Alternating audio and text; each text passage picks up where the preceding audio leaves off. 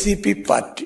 Jagan and co వాళ్ళకి ఒకటే అలవాటు, ప్రతి దాంట్లో ఒక కుట్రను క్రియేట్ చేయటం, దానిలో ఒక కుట్రలు చేయటమే వాళ్ళ యొక్క ఇది. ఇవన్నీ కూడా తాడేపల్లి పెద్ద జగన్మోహన్ రెడ్డి గారి నాయకత్వంలోనే ఇవన్నీ కూడా జరుగుతాయి.